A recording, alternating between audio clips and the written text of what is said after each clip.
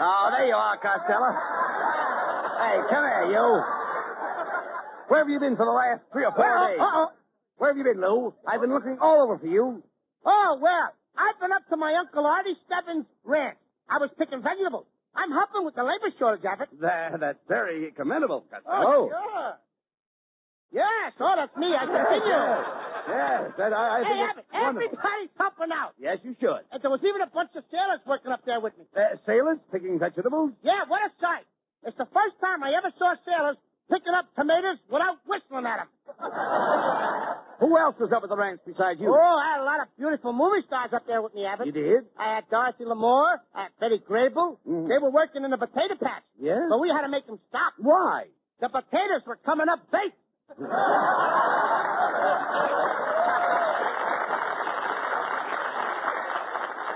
Costello, isn't that ranch life a little strenuous for you? Oh, you said it. Every morning I get up at 4 a.m. and I milk the cows with my left hand. You milk the cows with your left hand? Sure.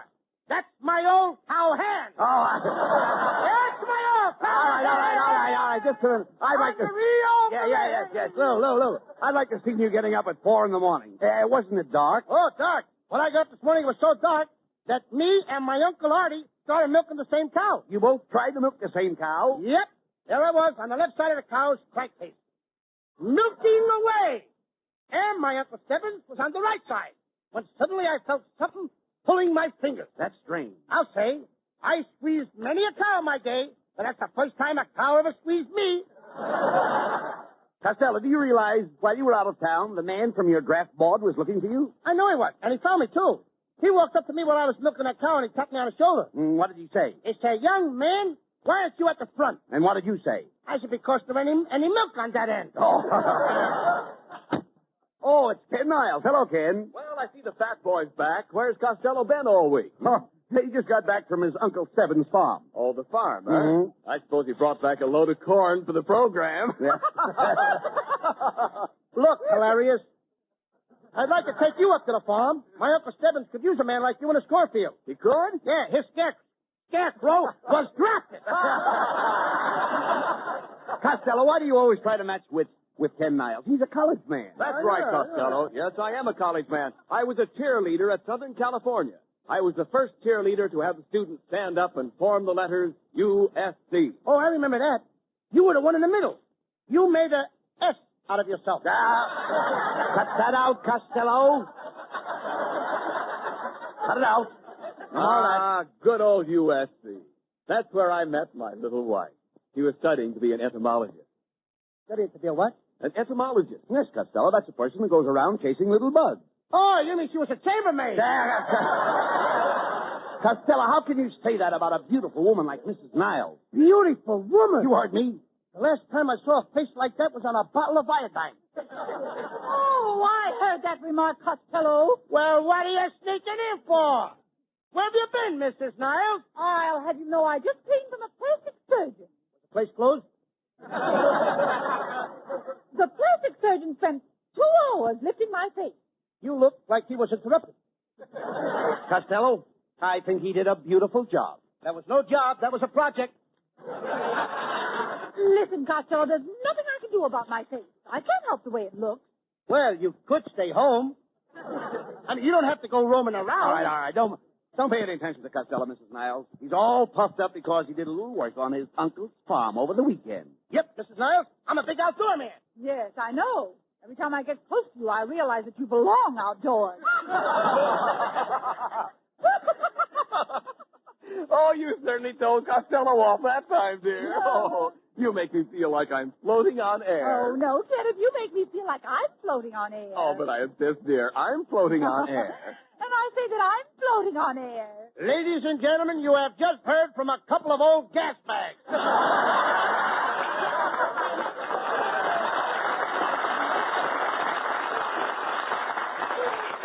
Costello, what's the matter with you?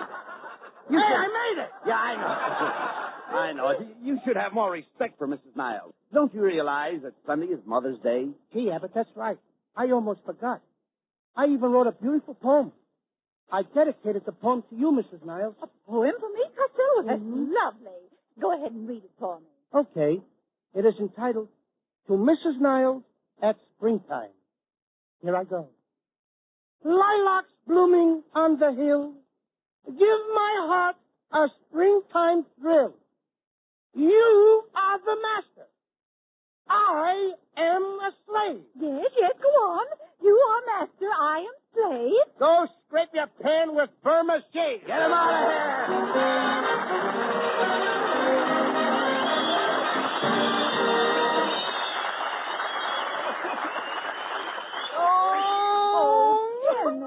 Kenneth, what's the matter? I'm a failure, Pat, a failure. Look at this. A survey from the town of Whoop, Nevada. In Whoop, no one is looking for a cigarette that won't go flat no matter how many he smokes. Oh, dear. No one? No one. In Whoop, everyone smokes Camels. Everybody just goes around with a happy expression, knowing that Camel cigarettes have more flavor because they're expertly blended of costlier tobaccos. Well, what's bad about that, Kenneth? In the middle of Wump's Main Street, there's a statue with a T in its face, like in the Camel ad. And in Wump, everybody has tried Camels in his taste and throat. The T's own proving ground for Camel's rich extra flavor and smooth extra mildness. Well, then why are you crying, Kenneth? And of course, they all know that in Wump, just as everywhere, Camel cigarettes are fresh and cool smoking because they're packed to go around the world. Oh, well, then stop crying, Kenneth. I'm a failure. Everyone in Wump hears the Abbott and Costello Show, but the survey shows that only 85 people know that Abbott and Costello are sponsored by Camel. Only 85.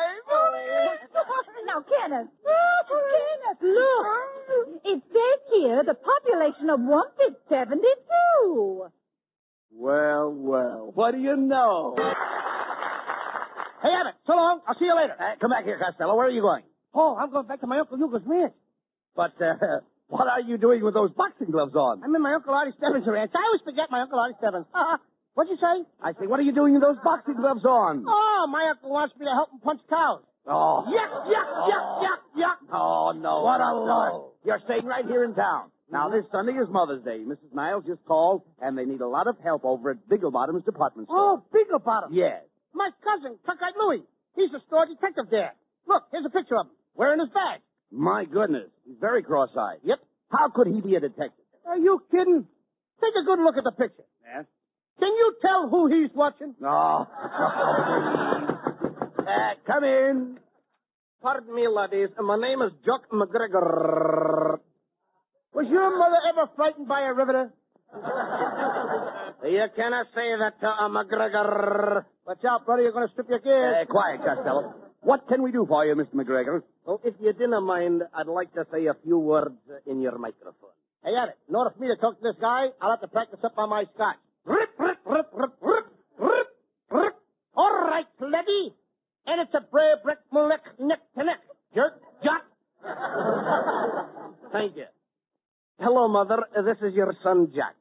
I want to wish you a happy Mother's Day. And try to get here from New York if you can. I know you didn't want to spend the money for the fare, so walk down the road a ways. You might be fortunate enough to get yourself kidnapped by gypsies and save the cost of transportation. Hey, wait a minute. What do you think you're doing? I'm talking to my mother in New York. But, Jock, that's crazy. She can't talk back to you on the radio. How do you expect to get an answer?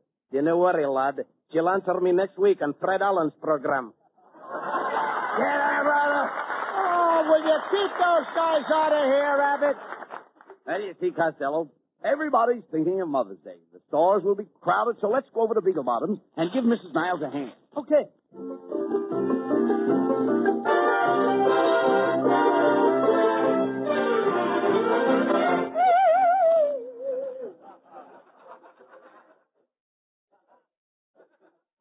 All right, Costello. Here's the employment office. Now, if we want to go to work in this department store, you will have to fill out this application blank. Now, let's see. Here's the first question. What's your name? Lou Costello, you know that. Yes, I know. Born? Born? Certainly. I think my folks got me with a ration coupon. All right. Talk sense. Now, what day were you born? Thursday. How do you know it was Thursday? Well, it's the next day we had fish. All right.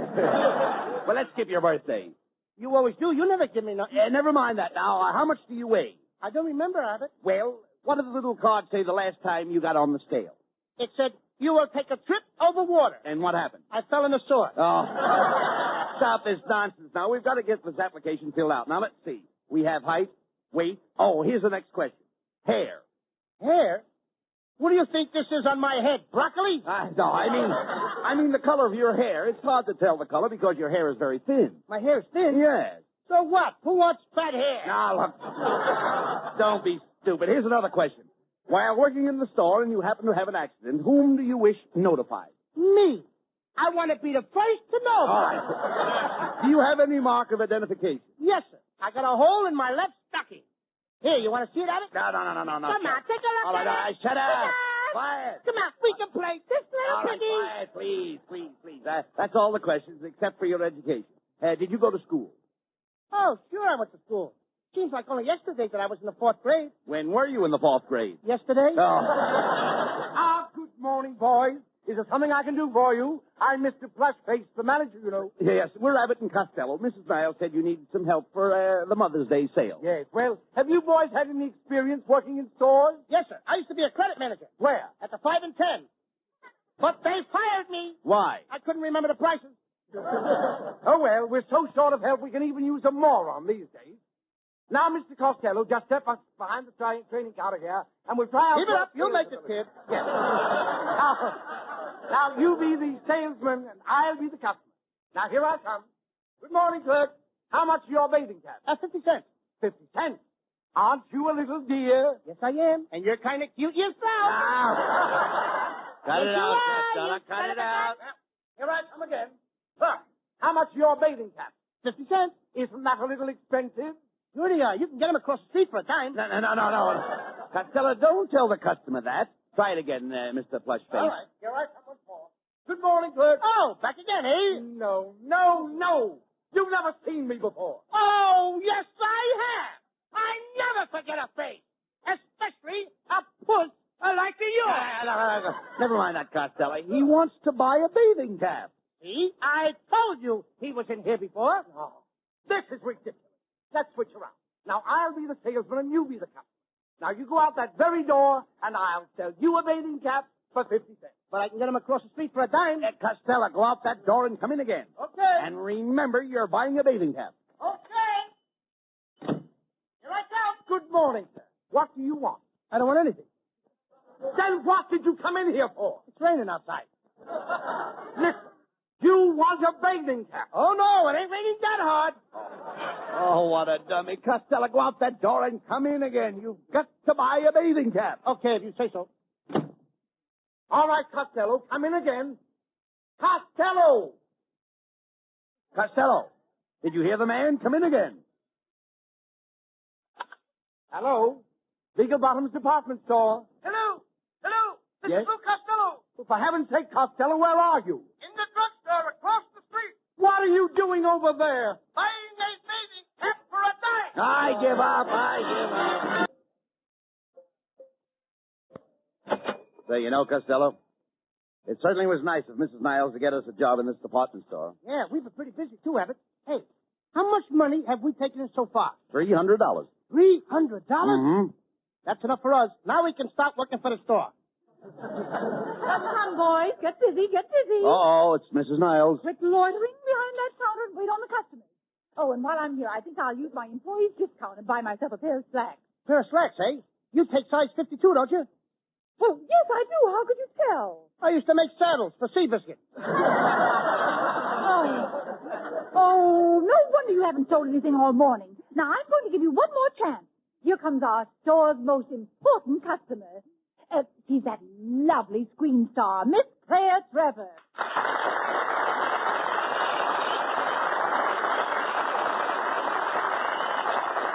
Well, hello, boys. Can you take care of me? Can we? We can! If you two guys don't jump back over that counter, I'll call the store detective. Now, let's make with the shopping.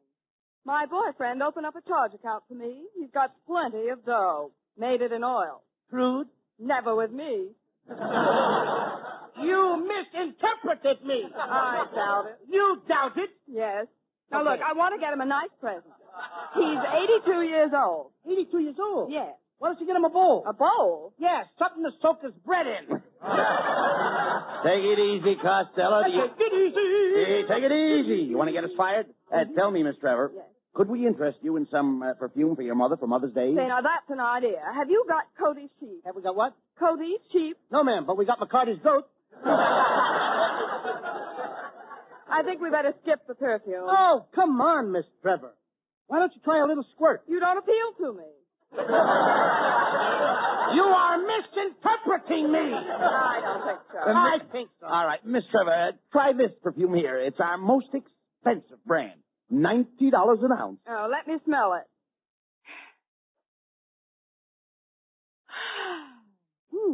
I'll take 50 cents for it. You've just whiffed $2 worth and stuck in an extra whiff. I don't know why. All right, now, will you shut up, Costello, so I can make a sale? Miss Trevor, maybe we could interest you in a gift for a serviceman. Now, that's an idea. What would you suggest for a sailor about 35? A blonde, about 21. Oh, look, boys, I can't stay in the store all day. I'd like to get something for myself. You know, something snappy. Something snappy? Yes. Real snappy? Mm-hmm. Would you like a turtle or a girdle? But you don't understand. Do you have any notion? Oh, I have my moments.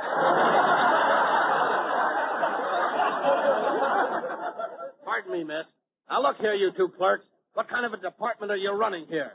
Look at those messy shelves. Look at that stuff strewn all over the counter. Why can't you be neat and tidy? This place is so sloppy that I can hardly stand to look at it. Well, if you don't like the way we're doing, why don't you fire it?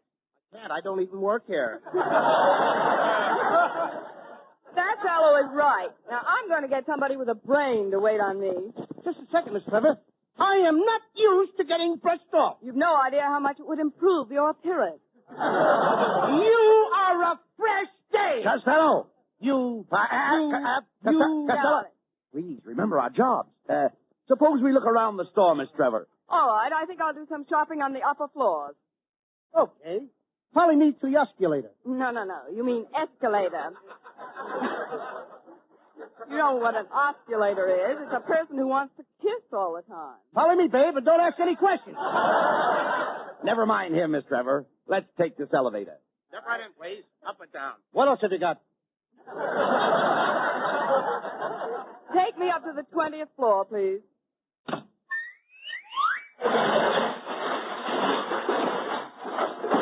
Roof garden, all out. Costello! Costello, where are you? Hey, Abbott! Yes? See this flagpole? Yes? The flag is me! Oh, slide down and I'll catch you. Okay! Now what happened? I am now at half mast! For goodness sake, where's Miss Trevor? Miss Trevor, are you in the elevator? In it. I'm wearing it. Look, will you please take me down to the 7th floor? Going down. Oh!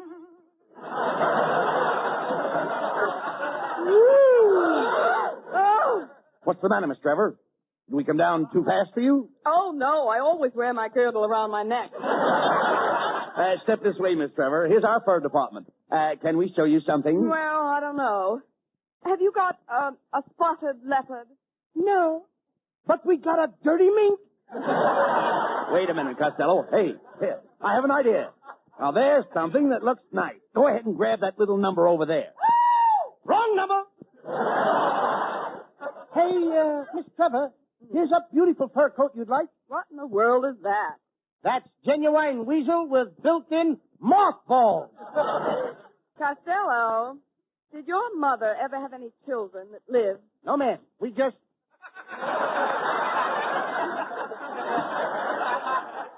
Now, boys, I've been watching you boys. Oh, it's the floor walker.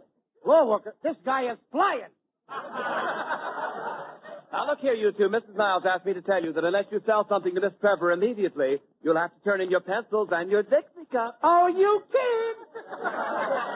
Please, Miss Trevor, don't make us lose our jobs. Yes, Miss Trevor. We've got to make at least one sale. How about some snowshoes? I never go out in the snow. Well, how about some sandals? I never go out in the sand. Oh, how about some Oxfords? I've never been out with an ox. Why don't you try it sometime? What are you doing tonight? Nothing. Let's go to Oxford.